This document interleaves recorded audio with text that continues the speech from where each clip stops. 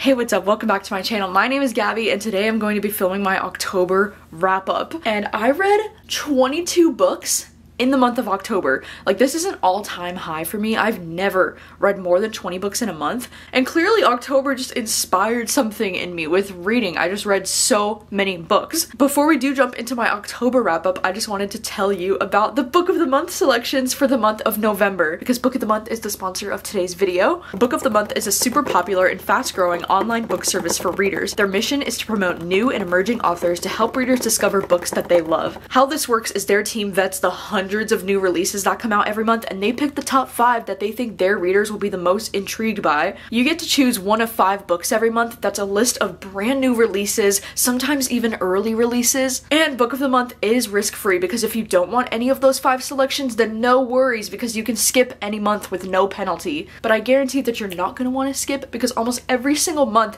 they have one of my most anticipated books of the year as one of the selections. They're always choosing books within some of my favorite genres, like mystery thrillers, contemporaries, literary fiction, even some romance every now and then. Like, there's truly something for everyone. Plus, they have the best prices for new hardcover fiction books, because if you walk into any bookstore right now, you're gonna find a hardcover book in there for probably $26 to $28. But this month, when you use my code gabbyreads, you can sign up and get your first book for just $9.99, which is such an incredible deal. I'll never get over it. So let me tell you a little bit about the 5 November selections. The first one is gonna be this contemporary fiction novel called A Little Hope. This one is a debut novel, and it's an ode to the beauty of the everyday. This novel traces the losses, loves, and dreams of a small Connecticut town. I'm a huge fan of this cover. It's giving me major, like, fall vibes. The next book is going to be The Keeper of Night. This one is a young adult novel. We follow this character, Ren, who's on a journey to impress the goddess of death in this riveting story of monsters, magic, and reapers. And then we have the thriller pick for this month, which means it probably would have been my pick for this month, called The Collective.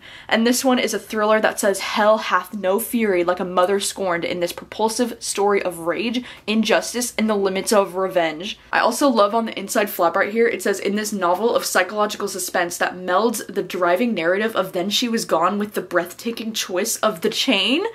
Like, sign me up. Those are 2 books that I really enjoyed. And then next up we have The Family, which is a historical fiction novel. It says, set in mid-century Brooklyn, a story of a decades-long friendship between 2 women bound by the sins of their fathers. And then this last book is a romance selection this month, and it has one of the most adorable titles that I've ever seen in my life, because it's How to Marry Keanu Reeves in 90 Days. And this is a romance that says 2 friends take a wild road trip to stop the world's most eligible bachelor from making a big mistake, getting married. And yeah, I guess Keanu Reeves is getting married in this book, and they're going to be taking a road trip to try and stop the wedding. I am very intrigued by this. Book of the Month also did send me 2 of their add-ons this month. If you didn't know, Book of the Month will often have different add-ons that you can add on to your box on top of your monthly selection, and usually these books were never monthly picks, but they're still books that you can get. And this month they sent me Will and My Body. These are 2 nonfiction books that would low-key be perfect for nonfiction November if you participate. And this book is Will Smith. It's his memoir. It's a story about his life, and this one is also a memoir and a nonfiction. This one is that actress Emily, and she's in the movie Gone Girl. I thought I recognized her from somewhere. She's a model too, so super cool that she's written her own book.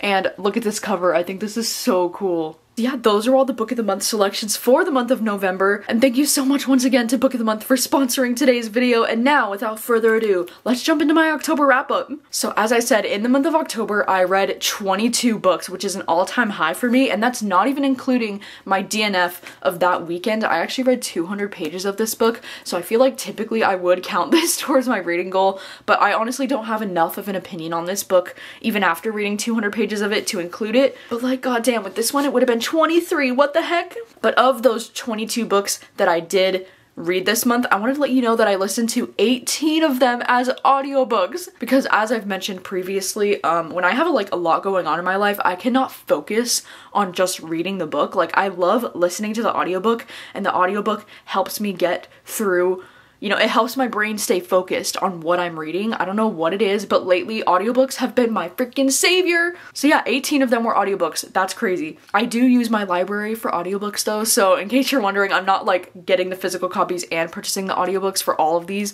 I mostly use my library for audiobooks, which is super helpful. So for the genres that I read this month, I read 16 horror books this month. I read 5 thrillers and 1 romance. And then as far as ratings go, this month was just all over the place, okay? It wasn't the best reading month for me because I only had 1 5-star book out of all of these 22 books that I read.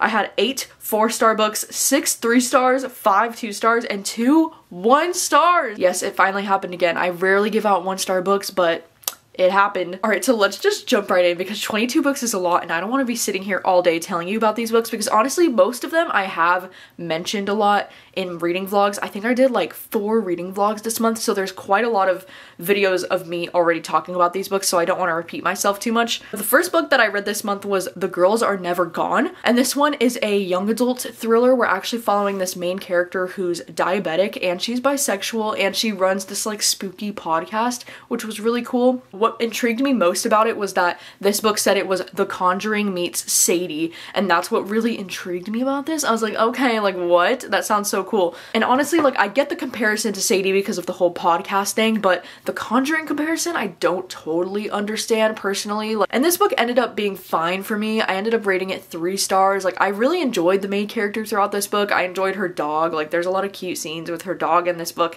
I enjoyed the like atmosphere, like the spooky setting, but I also never really got invested enough to truly care about what was going on.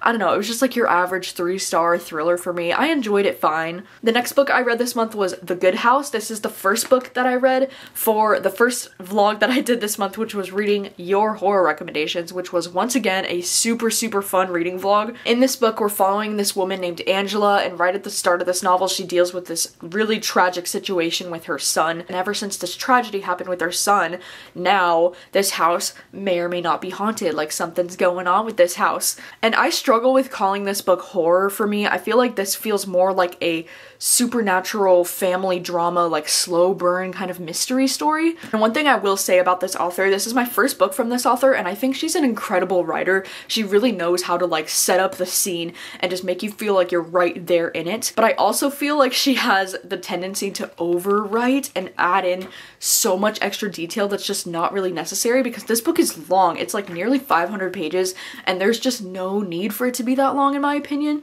There were just some scenes in this book that I think went on for a little bit too long, or some chapters that I think went on for a little bit too long, and we get a few different perspectives in this book, but the only one that I really cared about was Angela's point of view. And also, as I mentioned in my reading vlog when I read this, there are quite a lot of sex scenes in this book that are very descriptive that just don't feel necessary in a horror novel. I don't know, I had a few issues with this. I didn't love it the way that I wanted to, but I still enjoyed my time reading this. I ended up giving this one 3 stars as well. And then I ended up reading Come With Me by Ronald Malfi, and this one is a horror novel about this guy. His wife dies suddenly and he starts to uncover all of these secrets about her life that he didn't know she had going on. She was a journalist and she was kind of like on to something, he thinks, when she died. And so we kind of follow his point of view as he's trying to figure out what was going on with her.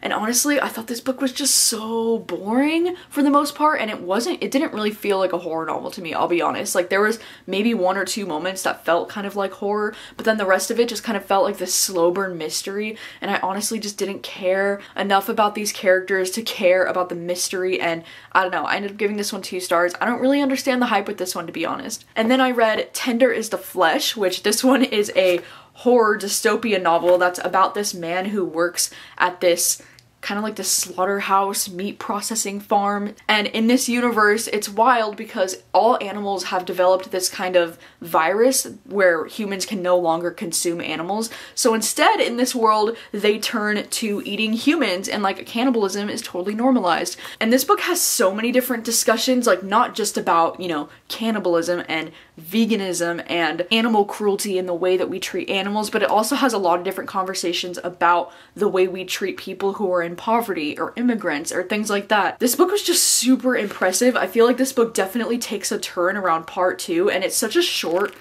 easy book to get through anyways. I will highly recommend the audiobook over reading the book physically, because reading the book physically, some of the words felt a little bit disjointed because this book is a translated work and I think some of the translation is kind of rough at times, but in the audiobook the narrator actually corrects those awkward sentences and he like rearranges them so it better flows in English. Can I even speak English correctly? I don't know. But yeah, I really enjoyed this. I ended up giving it 4 stars, mostly because that ending was shocking to me. me. Like, this was looking to be like a 3-star book almost the whole time up until that ending, and I had to reread that ending like 5 times to make sure I understood what just happened. I was like, oh my god, like that's okay. So yeah, 4-star book. And then the last book that I read for the reading your horror recommendations video is Stolen Tongues by Felix Blackwell, and this is the only 5-star book that I had for the whole month because this book was absolutely terrifying, and it's pretty incredible because I keep seeing so many people posting about this on Instagram saying that they're picking up this book because of me,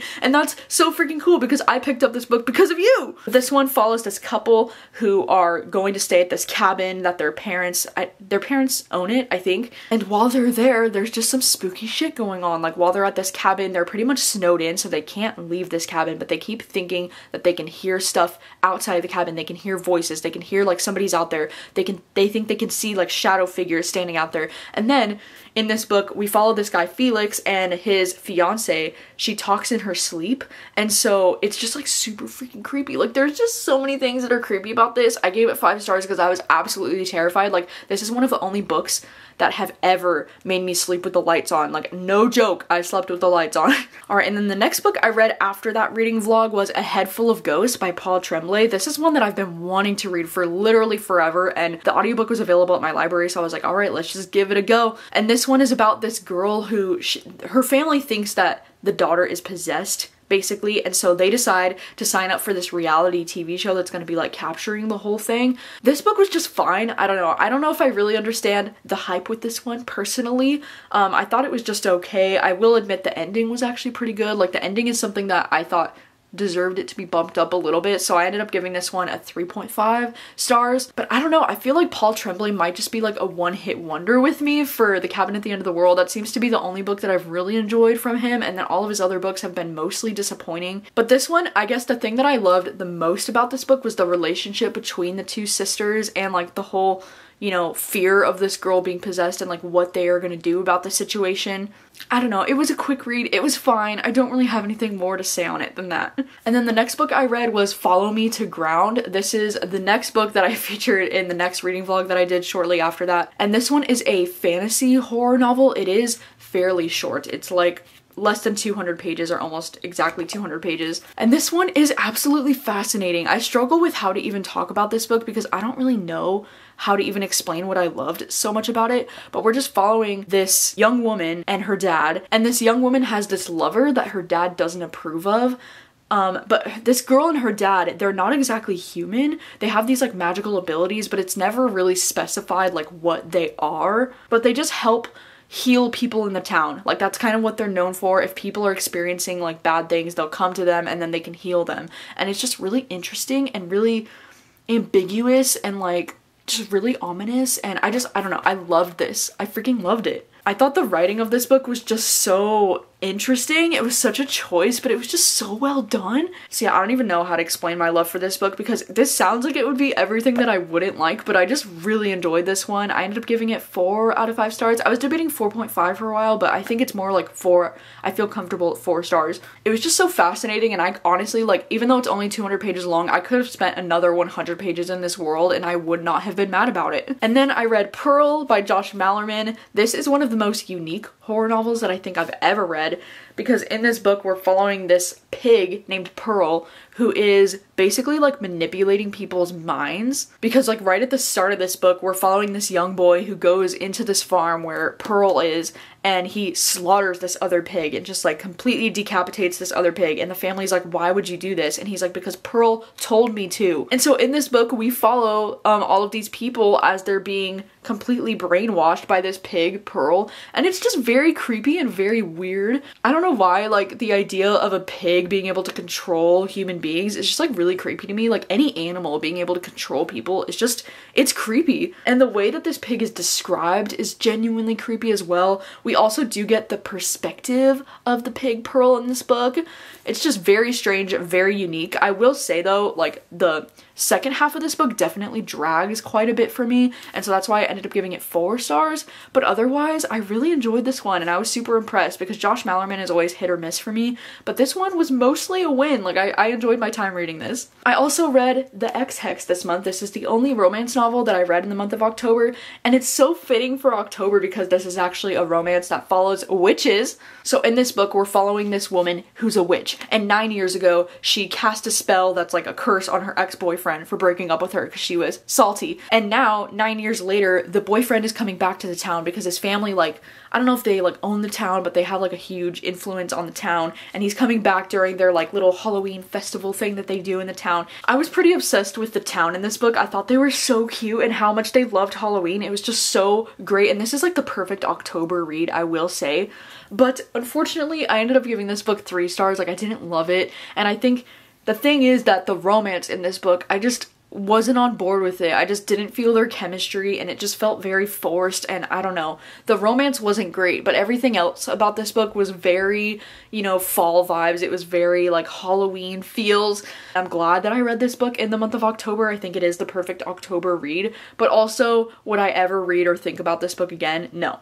And then I read White Smoke by Tiffany D. Jackson. This is the last book that I featured in that second reading vlog that I did in October, and oh my gosh, I really enjoyed this one. This one is a young adult thriller kind of horror book. It says Get Out meets The Haunting of Hill House on the back of this, and I would definitely agree that that is a perfect comparison because we're following this young girl named Marigold who is moving into this new house with her family, and her family is a newly formed family because her mom has remarried this guy who has this daughter Piper, and so she has like a stepsister and like a stepdad, and they're finally moving in all together in this new house.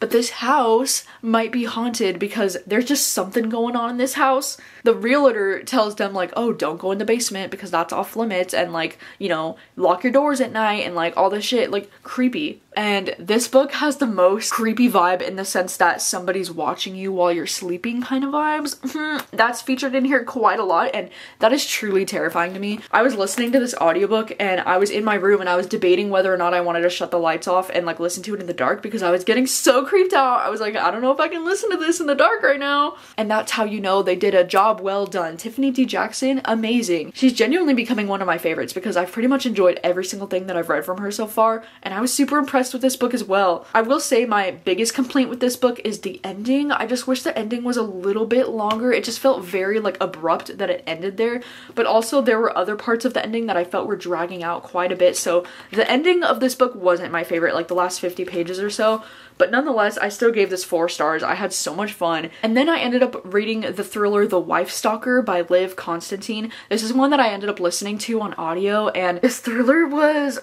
not my favorite. In this book, we're following, there's this, you know, it's the typical kind of thriller setup where there's a husband and a wife, and then they end up splitting up because the husband finds this new woman that he's interested in, and then we follow as the ex-wife is seemingly stalking the new wife. And then the new wife is also kind of shady because she has all of these things in her past that make her seem very sketchy and like not who she says she is. And so in this book, we follow both perspectives. We follow the new wife and the ex-wife, and we flash back between both of their points of views. I don't know, it was pretty mediocre. I ended up giving it 2.5 stars. I don't know what it is with this author. I just cannot connect with their thrillers. They just never do it for me, and I feel like they're really hyped by everyone else in the community, I feel like, and then I just don't understand what the hype is. Like, these characters drove me absolutely nuts.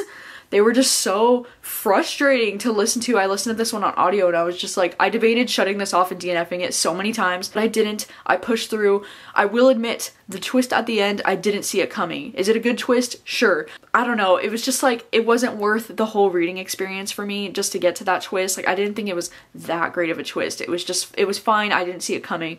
And then I read The Last House on Needless Street. This was our BookTube book club pick for the month of October. And this was such an interesting selection to pick because this book, I feel like this is more psychological thriller instead of horror, which is not what I was expecting going into it. And me and Kayla actually had a really great discussion about this book, and so I will link that live show down below if you'd like to hear more of our thoughts on it. But I find this book really difficult to talk about without getting into spoilers, and so for that reason alone, I'll just let you know I gave it 4 stars. I really enjoyed this one. It was definitely unexpected. Like, this was not what I was expecting when I chose this book, but like mostly in a good way. And in this book, we do follow this man named Ted, who lives in his house with his cat and his tween daughter. And we do get the cat's point of view in this book. The cat is very religious. There's just a lot of very interesting things happening in this book. So yeah, I gave this one 4 stars. If you want to hear more of my thoughts, I'll link the live show down below. And then I also read Horseman by Christina Henry. This is one that I was super excited to read because I love Christina Henry after reading Near the Bone. And this one is actually a tale of Sleepy Hollow. It's like a retelling. And even though I'm personally unfamiliar with the story of Sleepy Hollow, I personally found this to be so interesting and creepy and entertaining. So in this town of Sleepy Hollow, there's always been this legend of this horseman, and now this takes place 30 years later, and we're following this character named Ben, and him and his friend stumble across the headless body of this child in the woods, and they're starting to wonder, like, could this horseman be real, and like what's going on? And I love the ambiance of this village in this book. I just thought it was so creepy and so atmospheric. Like, this feels like the perfect book to read on like a stormy, like cloudy, rainy night. And there were some scenes in this book that were genuinely so creepy, that were like out in the woods and just like somebody sneaking up on you. You feel like somebody's watching you. It was just so well done. Like, I just thought this was so creepy and so good. I wasn't the biggest fan of the last like part of this book because it definitely takes a huge turn in the story at part 3, which is like this last little section. I wasn't the biggest fan of the way that it ended, but I still ended up giving this one 4 stars because I really enjoyed my time reading this, and it's definitely got me interested in checking out more of like Sleepy Hollow stuff because I loved the atmosphere in this book. Hello, this is editing me from the future because I'm an idiot and I realized that I completely forgot to mention one of the books that I read this month. Is this what happens when I read 22 books in 1 month, is that I forget one of the books? But anyways, I did read This Thing Between Us this month. This is one that I actually listened to on audio. This is a horror novel. This is another horror novel that deals with a man's wife dying and him kind of dealing with the grief. And I feel like this is one of those horrors that really handles grief in a really realistic and really well written way. I will say this book isn't necessarily scary per se, but it is really like creepy and eerie, and it has a really great atmosphere throughout the whole book.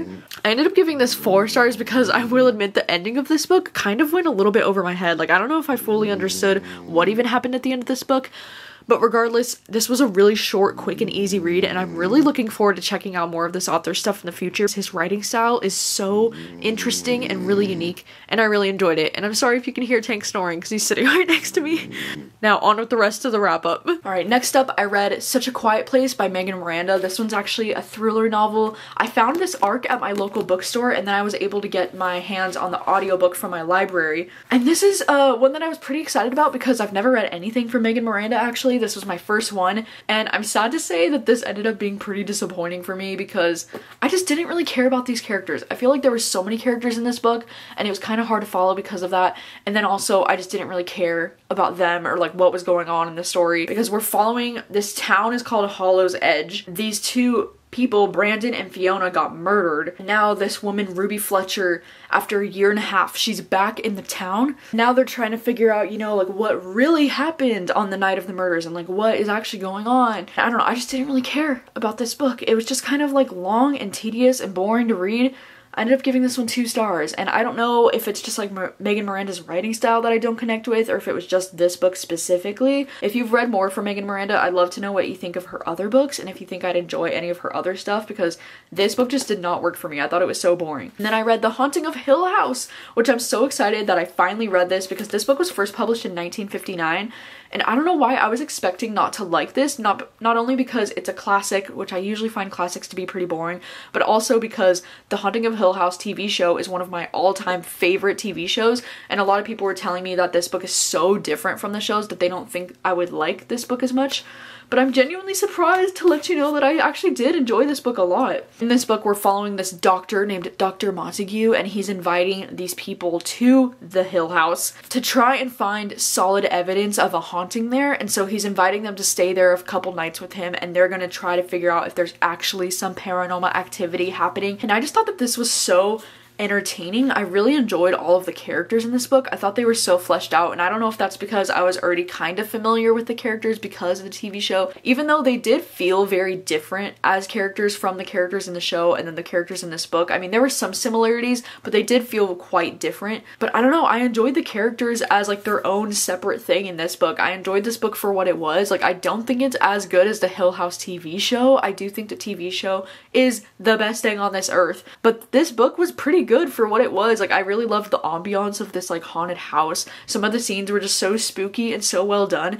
And Shirley Jackson's writing, it doesn't feel like it's like outdated the way that a lot of other classic horror novels do to me. And I think that's part of the reason why I was able to love it so much, is because this feels like it could have came out fairly recently. Like, the writing doesn't feel very dated to me. So I don't know, because of that, I really enjoyed this. I ended up giving it 4 out of 5 stars. And then I read The Death of Mrs Westaway by Ruth Ware. This is one of the only Ruth Wares that I haven't read yet. So I'm glad that I was finally able to get to this one, because I've been wanting to read this one for quite a while. And in this book, we're following this woman who reads tarot cards, and she's pretty like down on her luck, especially like financially. Like, she is not having a good time. And then she randomly gets this letter letting her know that her like I think it's her great grandmother, her great aunt, has passed away and has left her behind an inheritance. And so she has to go to this, you know, place where this family is to collect her inheritance. And she's confused because her great grandmother died like 10 years ago, and she's like, what is this about? Like she thinks that it got sent to the wrong person, but then she's also so down on her luck that she's like, I might as well go and like see what's going on. And this book was really interesting, and I really loved the ambiance of this like house and this place that she goes to. The audiobook is narrated by the same narrator as the Turn of the Key audiobook. It's Imogen Church, I believe is how you say her name, and she is a really great audiobook narrator, so I highly recommend checking out the audiobook if you can, because she just narrates it so well, and I just love her voice and her accent. I also just really love thrillers that deal with this like inheritance and like somebody kind of coming up out of the blue that they don't expect, that like takes a huge part of the inheritance, and then the rich family gets all mad. It's kind of like one of my favorite tropes in thrillers and books in general. And so I did enjoy this. I will say though, my nitpicks with this is that it feels a little bit too long of a story for what it is, because it's almost 400 pages and it just doesn't feel like it needs to be that long. I also feel like there are so many characters in this family that I got a little bit hard to follow at times, like keeping track in my mind who is who. The second half of this story just kind of dragged, like I was just waiting for it to end at that point. So because of that, I ended up only giving this 3 stars. I don't think it's like something that's super memorable for me, which kind of sucks. And with Ruth Ware, it seems like the only one that I've really loved so far is The Turn of the Key. Like, this one was just fine. It's definitely better than a lot of the other books that I've read from her, but at the same time, like, this one isn't super like stand out in my memory either. So yeah, kind of sad about this one. And then I read The Mother Next Door. This one is a thriller that I was really hyped to read because it's kind of described as like Big Little Lies in a way, but on Halloween, because we're following this group of moms called the Ivy Five, and they live in Ivy Woods, and this all takes place like right around Halloween time. It's interesting though, because the Ivy Five is now only 4 women, and so we're following this new woman as she's coming to town. She's the wife of the principal, and they're moving to this town, and she's like starting to wonder like, oh, why is there only 4 of them? And they're like, oh, well, the 5th one just like moved away, and like they have all these like excuses, but it's like, I think there's something actually shady going on with these women. And it's interesting because they have an annual Halloween block party on Halloween every year, and so we get to follow the perspective on Halloween. Like, the first chapter we get is on the night of Halloween, and it's like, one of us is gonna be murdered this night, and it's like this ominous like point of view that's seems like it's not one of the point of view of the women, like it's just a random point of view. And then in alternate chapters we follow the perspective of the new woman who just moved to the town,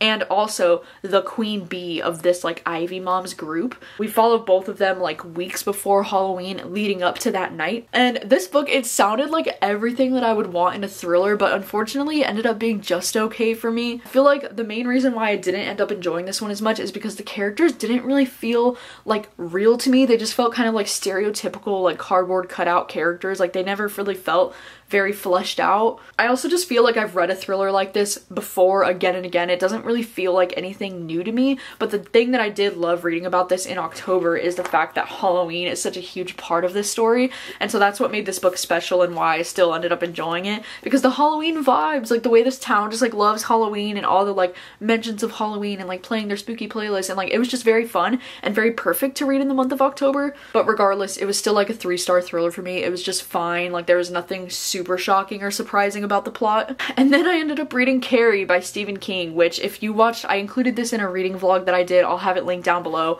But if you did see that vlog, you'll know that I was actually pretty disappointed by this one, sadly. I wasn't sure what to expect from this one, you know, because this was Stephen King's first published novel. I've just heard so much about this book and like the movie adaptations that I guess I was expecting to enjoy it more. But this one just ended up kind of being like not really my thing, I guess. I thought it was very slow and very boring, and like the horror in this book was just very mild. I don't know if it was just something that like back in its day, this was probably very scary and very creepy, but now I just don't feel like it holds up very well, at least for me personally. I also do think it is like slightly strange, you know, for this man, Stephen King, to be writing about, you know, menstrual cycles and like periods and things like that. I just thought it was kind of like, it was kind of odd, you know, especially like him writing about this very young teenage girl, and like the amount of times boobs were mentioned in this book, like it was just unnecessary. Carrie's mom also just kind of like drove me nuts in this book, which I know is kind of the point, but it was also just like not the most enjoyable reading experience for me. And I don't know, I guess the ending was very like intense and suspenseful, and there was a good payoff at the end of this book, but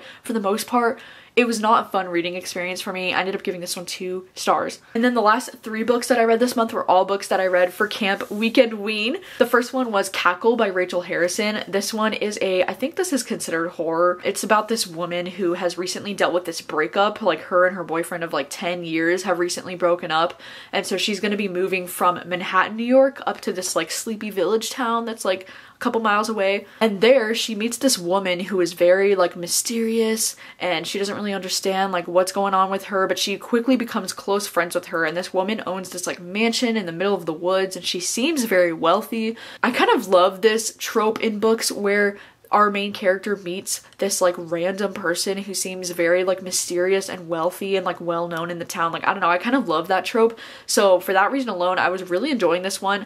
I thought the main character Annie was for the most part really relatable with a lot of what she was talking about, but also she kind of got on my nerves and like a little bit annoying with how much she would talk about her ex, because I can't imagine dealing with a breakup after being with someone for 10 years. Like that's got to be like the most awful thing ever, you know?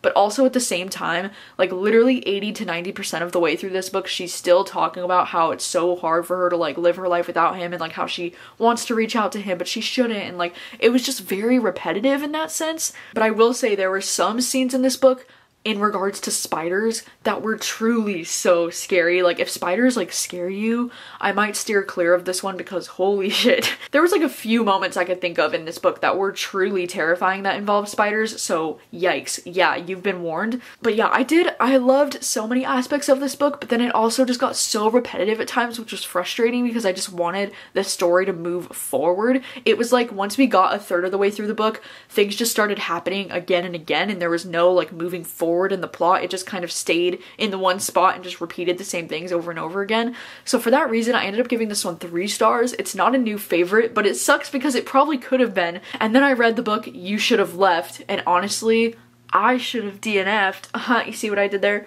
Because this was one of the only 1-star books for me this month. This one is a novella, okay? It's only 87 pages. It's so short, but I don't recommend. I would say skip it. This one is about this man who's writing this sequel. He's like writing a screenplay sequel to this movie that he recently wrote the movie, and it's been a huge success.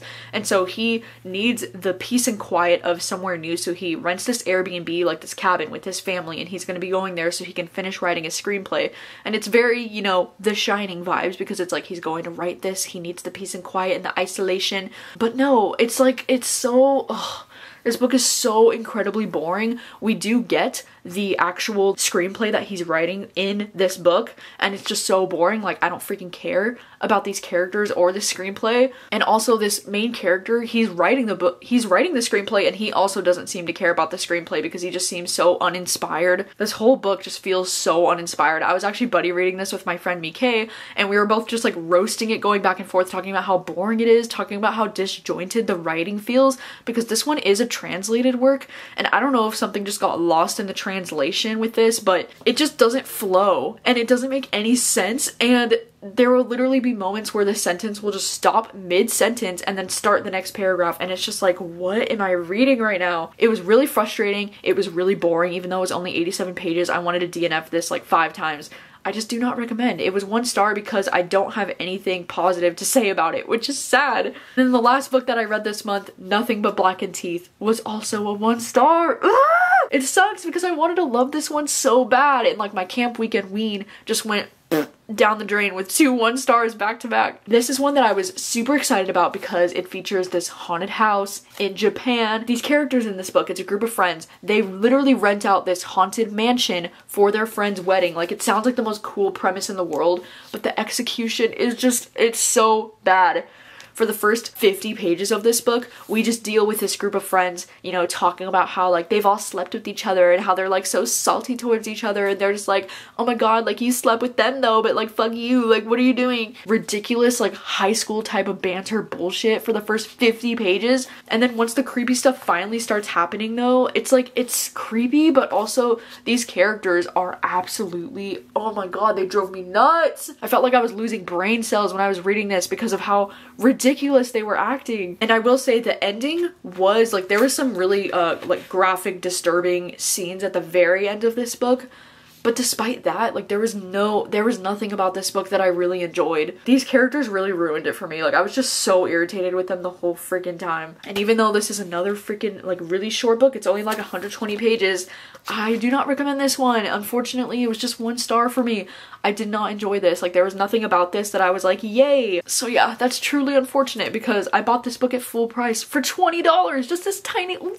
Alright, so those are all of the books that I read in the month of October. I'm sorry if this video is outrageously long, but oh my god, I can't believe I read 22 books in the month of October. I mean, granted, I did read a lot of like really short stories and things in this month, and I listened to a lot of books on audio, but still, what the heck? That's a celebration right there. I've never read that many books in a month, so woo! So let me know, how many books did you read in the month of October? What was the best book that you read in the month of October? What was the worst book that you read in the month of October? Give me all of the deets. Spill me all of the tea. Yeah, thank you so much for watching. As far as a November TBR, I honestly don't know if I'm gonna be doing a November TBR. So if that's a video that you look forward to from me, then I don't know if it's gonna happen. Like, let me know if you'd still want to see one, I guess. Mostly because my November TBR plans are so up in the air right now. I have no concrete plans of things that I want to read, and after this month of reading 22 books, I'm kind of like, not like burnt out, but almost like burnt out, you know? So I don't know. I do have a reading vlog though that I'm planning for the first week of November, so hopefully that will for sure be happening. But besides that, I don't really have a lot of November plans, so that's why there will probably be no November TBR. Just wanted to give you a heads up on that. So yeah, thank you so much for watching as always, and I will see you very soon with another video. Bye!